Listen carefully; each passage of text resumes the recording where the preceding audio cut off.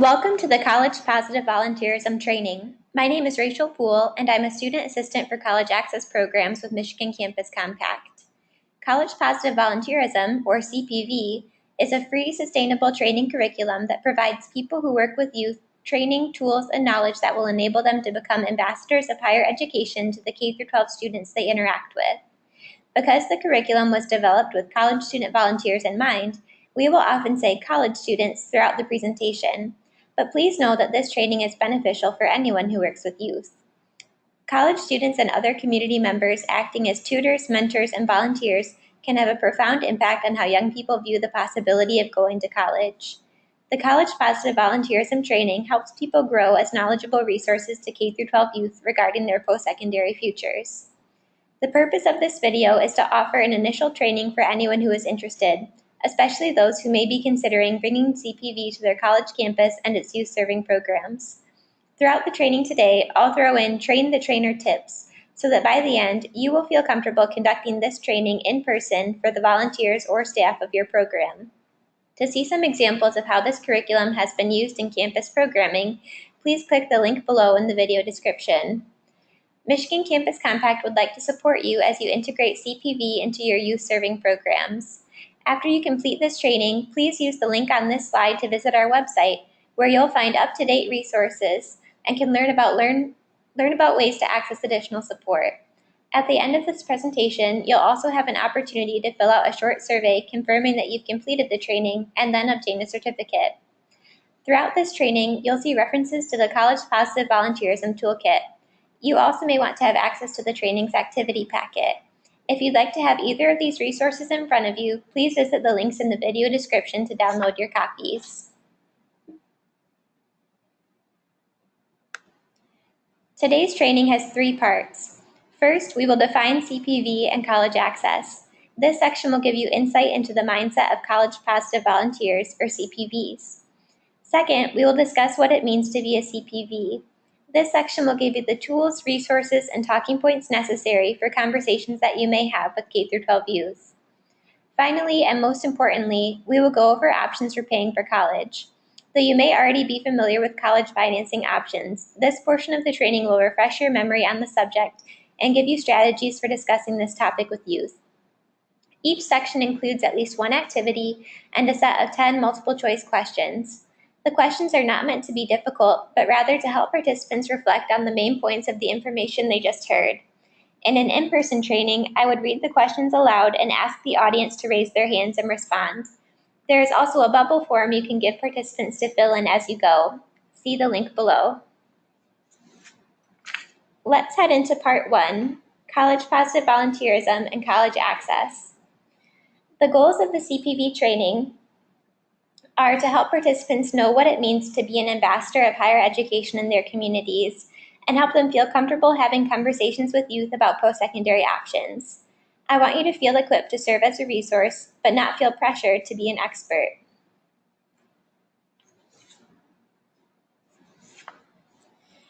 First, we're going to define a college positive volunteer, or CPV.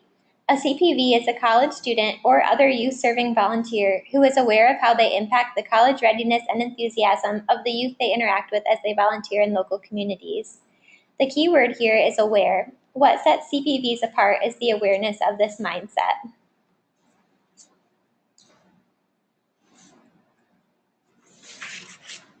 The CPV mindset is the foundation of CPV and determines all other points following. It reads, college is attainable for everyone. As a CPV, I am willing to do whatever I can to help K-12 youth prepare for and enroll in college.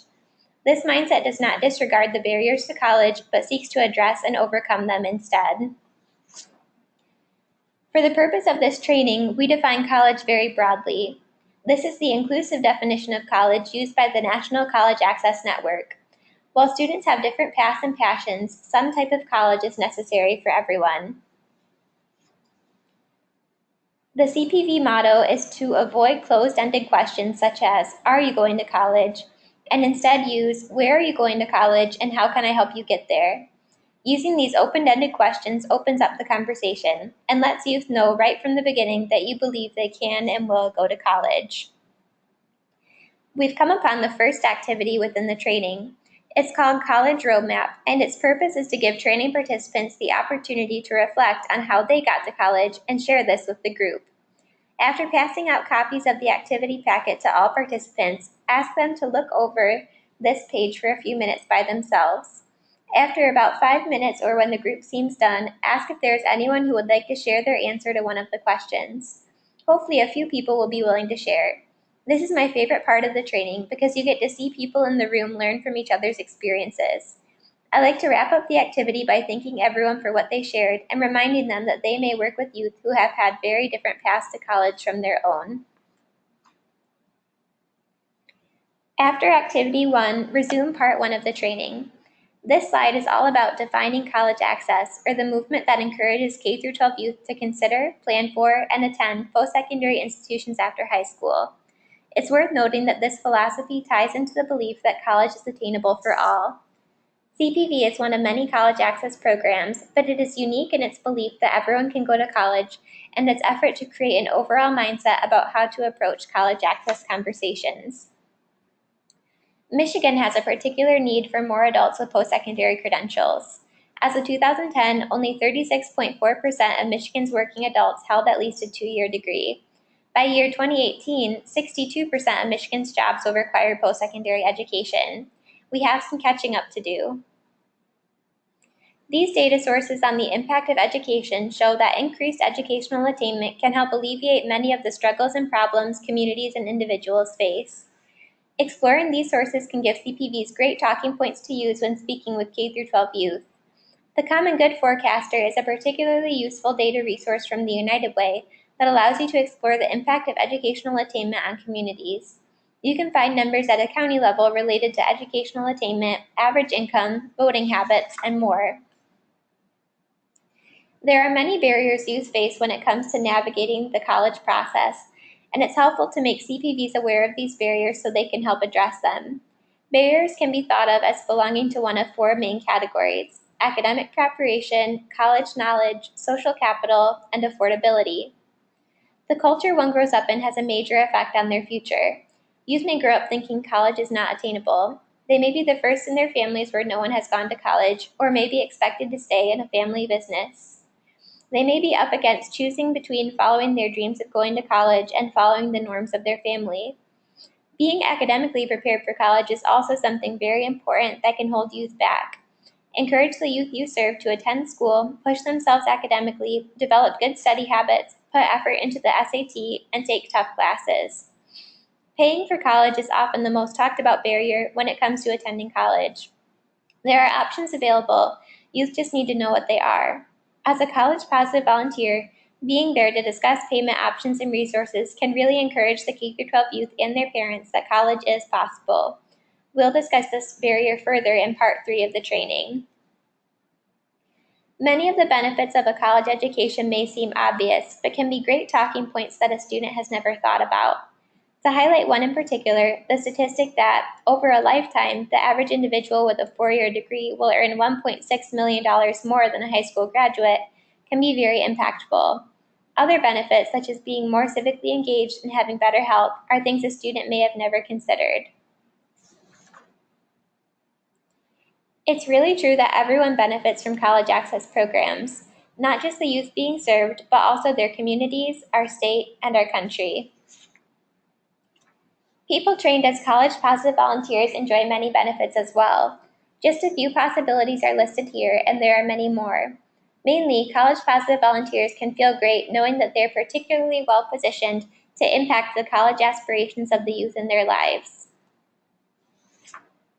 We've come upon the review for Part 1. As a facilitator, this is a good place to re-emphasize that the reviews are not meant to be hard, but are just a learning tool to help people commit to memory the information they just heard. Here's the first question.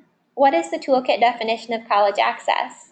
The answer is C, helping K-12 students consider, plan for, and attend post-secondary institutions after high school. What is the CPV motto? The answer is B, where are you going to college and how can I help you get there? What is the CPV mindset? The answer is D, college is attainable for all students. What is the benefit of being a CPV?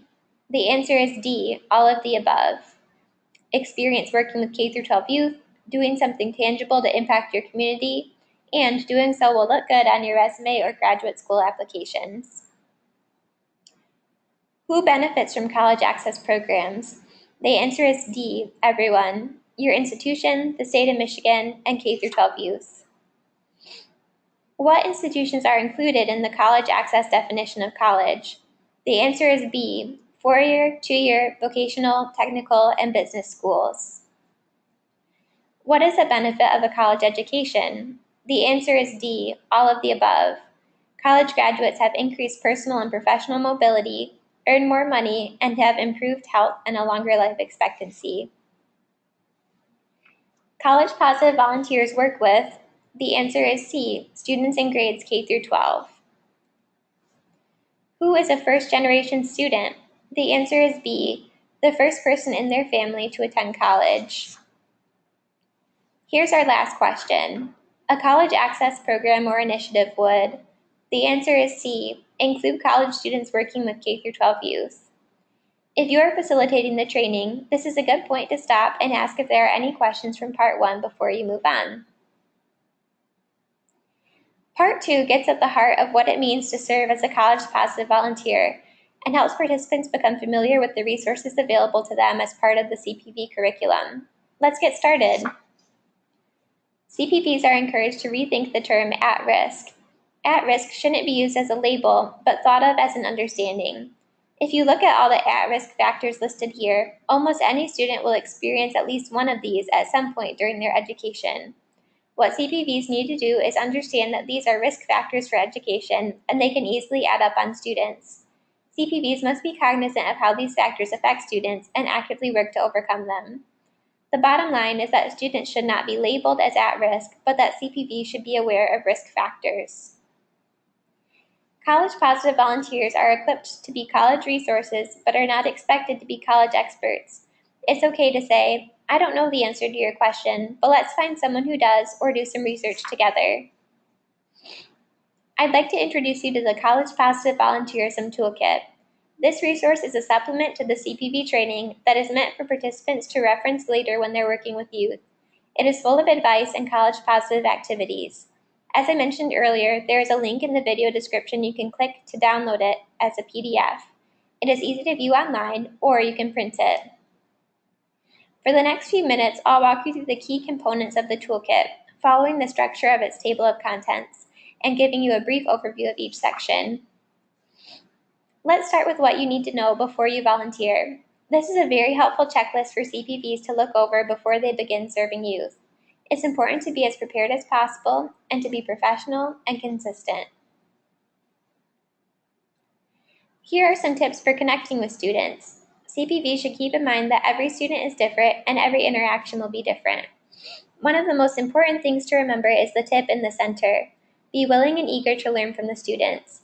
Learning is a two-way street. Make sure to go into conversations with students with an open mind, ready to hear and appreciate the insights they have to offer. The frequently asked questions listed on this slide are some of the ones we hope CPVs will get from K-12 youth, but may not be the ones a CPV will be asked. Some K-12 youth may not hesitate to ask whatever is on their mind, regardless of whether or not it is appropriate. Some younger students may not have developed a filter yet. CPVs must be prepared to answer anything from what are professors like to not so fun questions like, do you go to lots of parties? Remember that we don't know what we don't know. The K-12 youth you're working with might not know acronyms that are familiar to you, like SAT or GPA. If you use acronyms or terms that the K-12 youth don't understand, make sure you are prepared to explain them in layman's terms.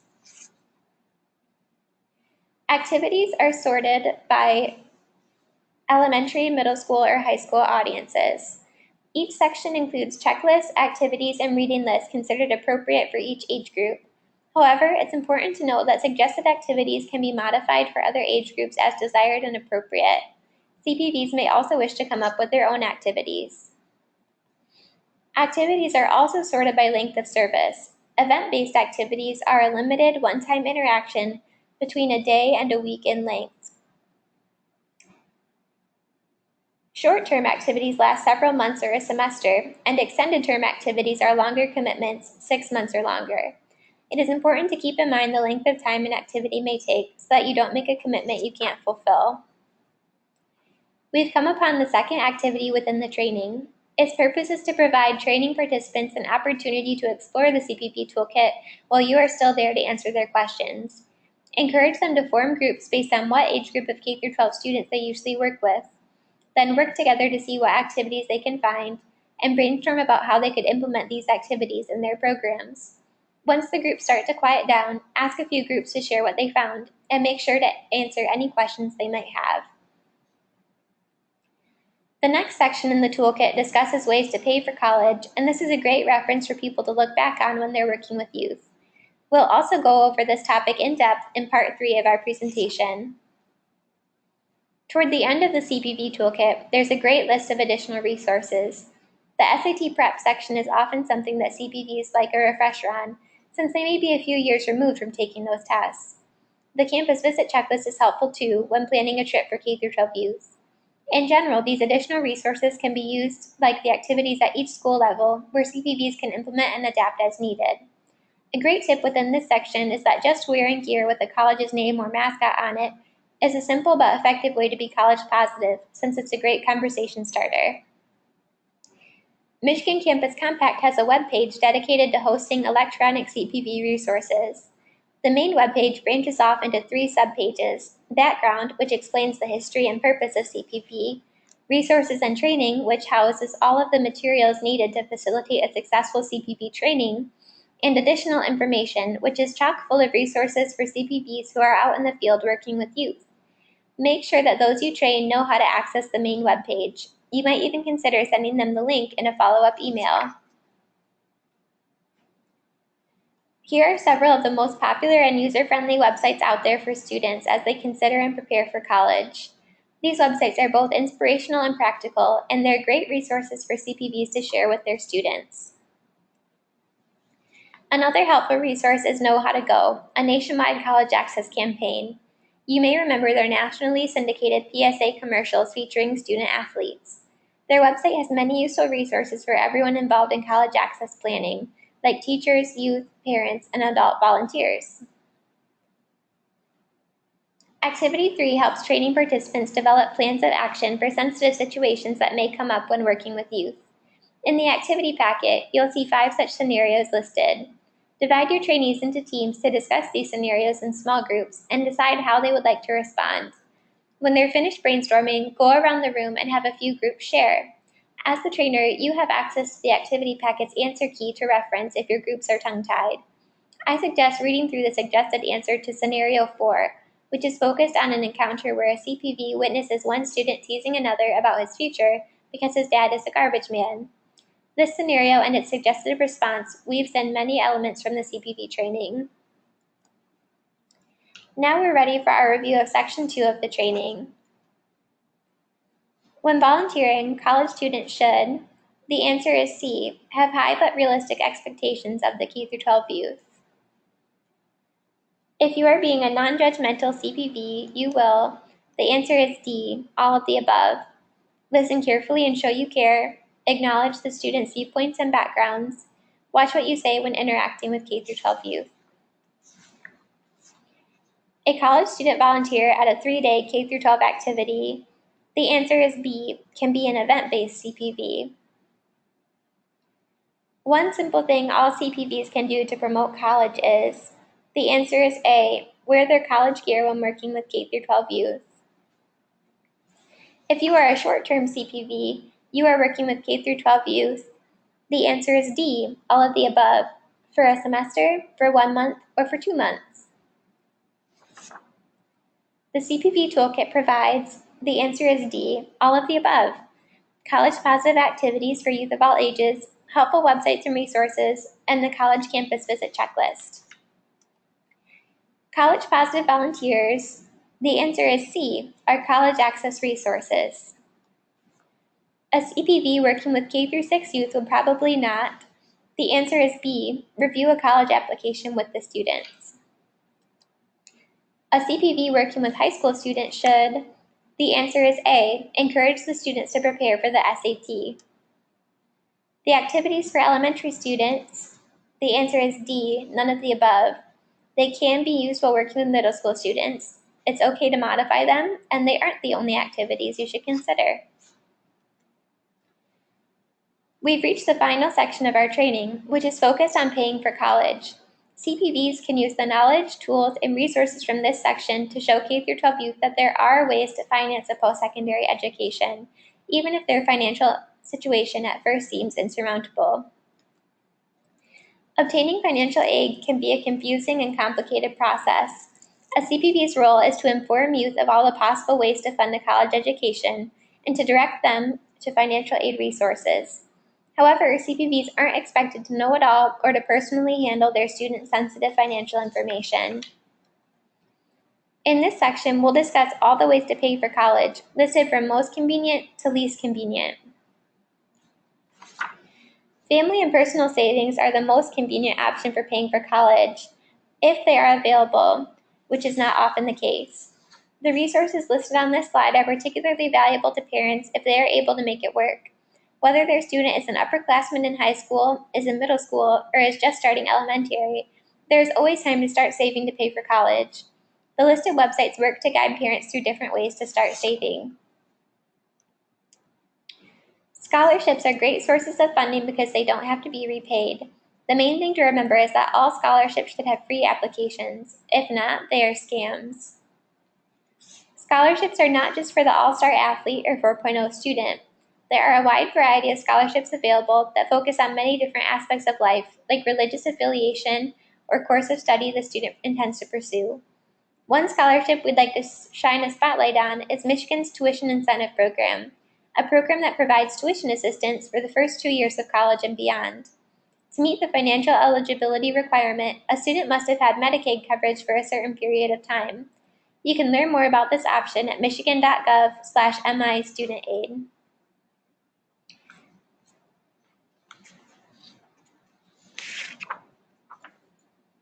Grants are very similar to scholarships in that they do not need to be repaid.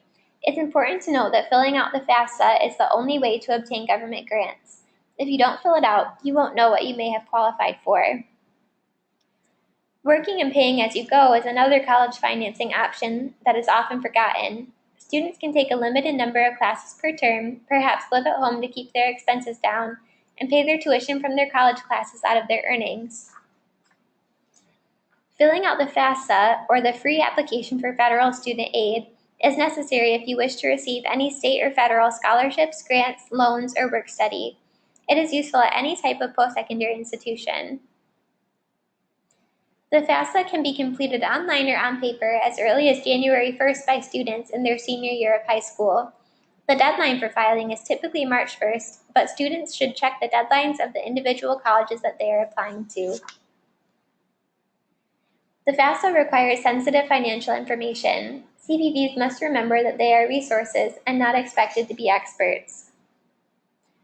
CPVs can refer students and their families to high school guidance counselors, college financial aid offices, the Federal Student Aid website, and College Goal Sunday events for more FAFSA help.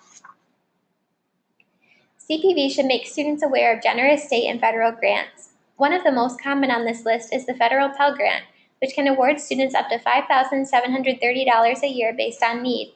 CPVs are encouraged to review the websites listed here to develop a conversational knowledge of what is out there for students. Work study is a great resource that students can be awarded through FAFSA based on need. Being awarded work study means that you can apply for jobs on your college campus or in the surrounding community, and the federal government will fund a percentage of your paycheck. This can make it easier to find a job. State and federal loans are another option, and they must be repaid. This might sound like common sense to those of us already familiar with the financial aid system, but be sure that CPVs know to stress this point with students who might not be aware. State and federal loans offer lower interest rates and better repayment options than private loans. The website listed can help CPVs and their students understand the difference between subsidized and unsubsidized loans. Private loans are the least convenient way to pay for college. This is one of the easiest forms of aid to obtain because private lenders like banks and credit unions offer loans based on a family's credit rating. However, they have higher interest rates and less flexible repayment plans than state and federal loans. They should be the last option for students after applying for all other forms of aid.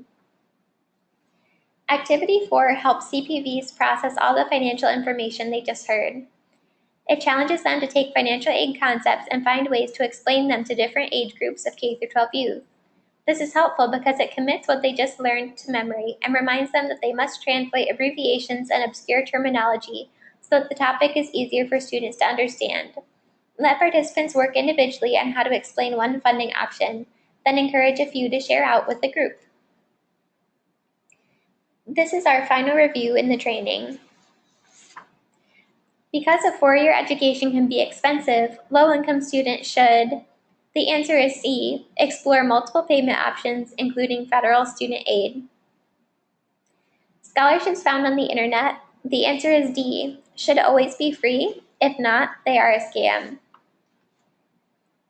Ways to pay for college include, the answer is D, all of the above, federal aid, grants, private loans, and more.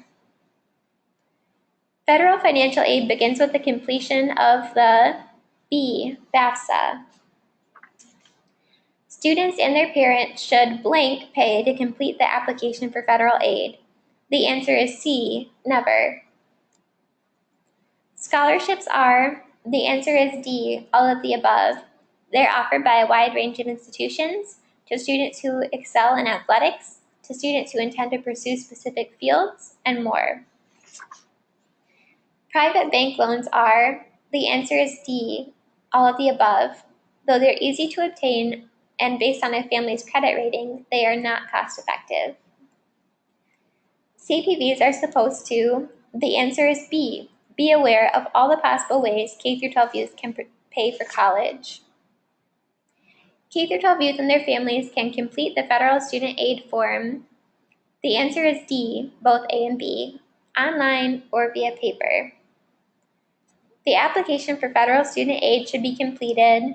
The answer is D, it depends. Students should check with their institutions and the federal student aid website, though the deadline is typically March 1st. Congratulations, we have reached the end of our training and you are now a certified college positive volunteer. If you were training a group, once you reached this point, you would pass out printed certificates available on Michigan Campus Compact's website to your trainees. I hope that now that you've been trained, you feel confident that you could conduct this training yourself for the volunteers or staff of your program. Here's a list of what materials you will need to do so. All are available for free download on Michigan Campus Compact's website. As I mentioned at the beginning, Michigan Campus Compact would like to support you as you integrate CPV into your youth serving programs. Please use the red link on this slide to visit our website, where you'll find up-to-date resources and can learn about ways to access additional support. Finally, please click the gray link, which will direct you to a short survey that will confirm you have completed this training. This will help us keep track of all the great work that is being done with CPV, and at the end of the survey, you'll have the opportunity to download a signed training certificate for yourself. Thank you for your time today. We hope you enjoyed this presentation.